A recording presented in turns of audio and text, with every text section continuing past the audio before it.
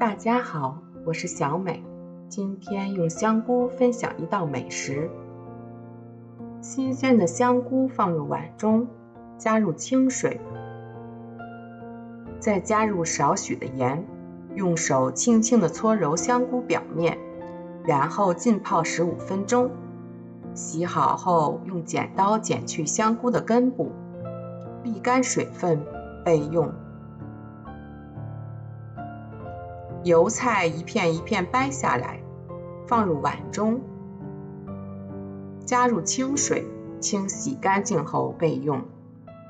姜切成末备用。葱切成末，要多切一些出来，后面做料汁的时候也会用到。蒜瓣切成末备用。再准备料酒1勺，生抽1勺，蚝油1勺，小米椒切成小圈备用。猪肉馅中依次添加葱末、姜末，最后加入生抽、料酒、蚝油，用筷子顺方向搅拌上劲，这个样子就可以了，备用。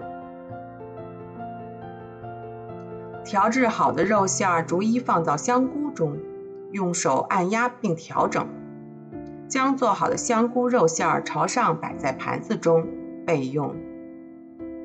蒸锅内加水烧开后，把香菇盘置于笼屉上，大火蒸10分钟。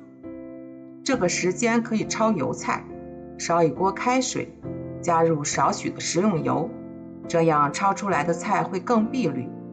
焯汁断生后捞出，再放入冷水中过凉，沥干水分后，再把焯好的油菜摆在盘子中备用。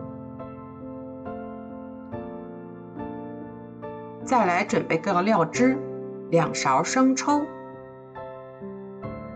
，1勺蚝油，然后倒入稍大一点的碗中，再加入适量的盐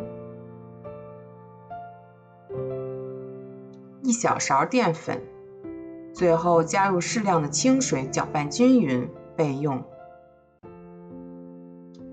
香菇蒸好了，取出后肉馅朝上平摆在盘子内的叶片上，蒸香菇的汤汁留着备用。炒锅烧热，放少许的食用油，倒入蒜末、葱末，翻炒出香味后，再倒入调好的料汁和蒸香菇的汤汁，最后加入小米圈，熬至汤粥浓稠就可以关火了。把做好的芡汁淋在香菇肉馅上，不喜欢吃辣的朋友可以不放小米椒。油菜我们在凉水中过凉，吃起来会更脆，这样做出来有菜有肉，营养很是丰富，美味又好看。你也快来试试吧！喜欢我记得关注吧，我是小美食轩。